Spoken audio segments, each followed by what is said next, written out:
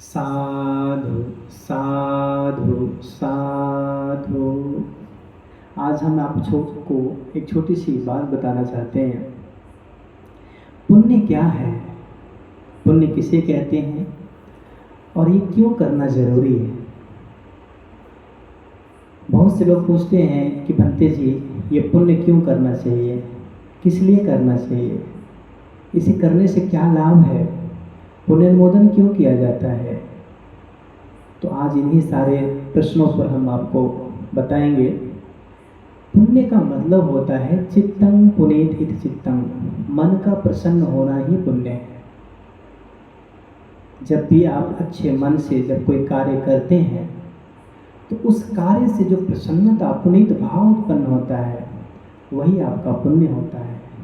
यह पुण्य आप दूसरों को भी दे सकते हैं, लेकिन यह पुण्य तभी आप दूसरों को दे सकते हैं जब आपके किए गए अच्छे कार्यों को देख के कोई दूसरा व्यक्ति उससे बड़े भाव से कहे साधु साधु साधु, ये कितना सुंदर कार्य हो रहा है। तभी ये पुण्य दूसरे व्यक्ति तक जा सकता है। यदि वो ऐसा पुण्य का अनुमोदन ना करे, साधुकार ना करे, तो आपका पुण्य कभी उन तक नहीं जा सकता है। पुण्य का मतलब यही होता है, यदि आपका चित्त इतना प्रसन्न है इस अच्छे कार्य को करने के बाद, तो दूसरों को देख के भी उनका भी चित्त इतना ही प्रसन्न होना चाहिए, तभी वो पुण्य उन्हें मिलेगा। इसीलिए जब आप कोई कार्य करो, भगवान की सेवा करो, पूजा करो, आमिष पूजा करो, पति पत्नी पूजा करो, ये सब देख करके जब दूसरा व्यक्ति भी साधु साधु करके हृदय से अनुमोदन करे तो उन्हें भी पुण्य मिलता है। जब तक कोई व्यक्ति पुण्य का अनुमोदन ना करे उन्हें पुण्य नहीं मिल सकता है। मैत्री जा सकती है, भाव जा सकते हैं, परंतु पुण्य नहीं जाएगा। तो पुण्य करने के लिए पुण्य अनुमोदन भी करना बहुत जरूरी है। पुण्य अनुमोदन का मतलब है आपके कुशल कर्मों में दूसरों का भी मन उतना ही प्रसन्न हो।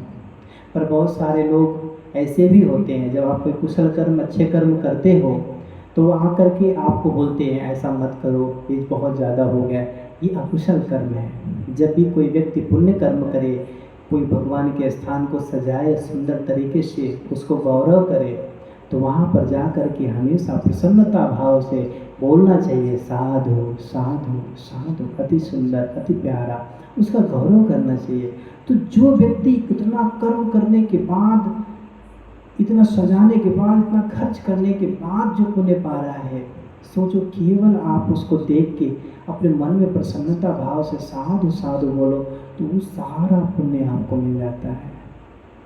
इसीलिए जब भी कोई व्यक्ति पुण्य करे तो उसके पुण्य कर्मों को देख के उतनी ही प्रसन्नता से उसके कर्मों में सम्मिलित होना चाहिए और अपने मन में, हृदय में बड़ी प्रसन्नता लाना चाहिए और उसे साधु साधु, साधु का मतलब होता है बहुत सुंदर बहुत सुंदर, बहुत अच्छा, ऐसे हृदय से जब आप बोलोगे तो सेम पुण्य आपको मिलता है। इसीलिए पुण्य हमेशा करना चाहिए। पुण्य कर्म करने से आपका मन प्रसन्न रहता है। पुण्य कर्म करना का अर्थ केवल दान करना नहीं है। पुण्य कर्म करने का अर्थ होता है दान करना, सेवा करना, मैत्री करना, भगवान के स्थान को सजाना, साफ सफाई रखना, ये सारे जो अच्छे मन से जो कार्य करते हैं आप, वो सारा कर्म पुण्य होता है। इसलिए हमें एक प्रकार का पुण्य नहीं करना है, हमें भिन्न भिन्न प्रकार का पुण्य करना चाहिए। झाड़ू मारने से लेकर सजाने तक, सजाने से लेकर के खाना बनाने तक, जहाँ जहाँ आपको मौका मिलता हो सारे कामों में अपना हाथ बटाना चाहिए। उससे अलग अलग पुण्य होता है। जैसे आपको गृहस्थ जीवन जीने में एक ही प्रकार का सुख नहीं चाहिए, कई प्रकार का सुख चाहिए, तो वैसे ही जब कई प्रकार के आप पुण्य करोगे तो कई प्रकार के आपको सुख मिलेंगे, और जब एक ही प्रकार के पुण्य करोगे तो एक ही प्रकार का सुख मिलेगा। तो जैसे जीवन में हमें कई प्रकार के, जैसे एक नहीं कई प्रकार के फूलों की जरूरत पड़ती है, तो इसे भगवान को भी हमें कई प्रकार के पुष्पों से पूजा करना चाहिए, कई प्रकार के गंध से पूजा करनी चाहिए, कई प्रकार के आसन से, कई प्रकार के सुंदर सुंदर भावों से पूजा करना चाहिए, एक ही प्रकार से नहीं। कितना सुंदर होता है विहार में झाड़ू मारना, पोछा मारना, सजाना, सुगंध लगाना, भगवान के लिए धूप इत्यादि लगाना, ये सब पुण्य होता है। इसलिए सभी लोगों को एक पुण्य करना चाहिए। ऐसा नहीं कि हम ये नहीं करते हैं। यदि आप ऐसा नहीं करते तो वो पुण्य आपके जीवन में नहीं मिलेगा। इसलिए भगवान के प्रति गौरव करते समय जो भी हो सके अच्छे मन से, अच्छे भाव से उस कर्म को करे।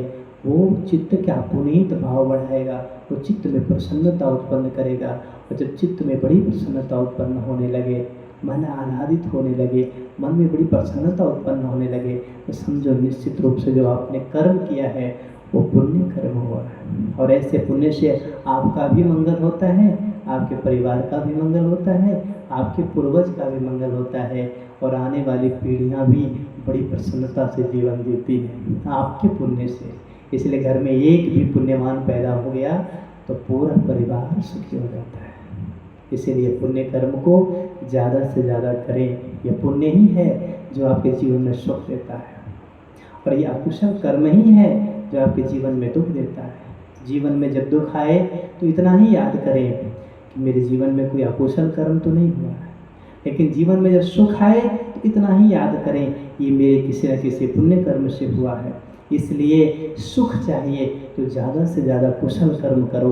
ये सारे कुशल कर्म आपके जीवन में सुख लाते हैं, और सारे अकुशल भाव आपके जीवन में दुख लेके आते हैं।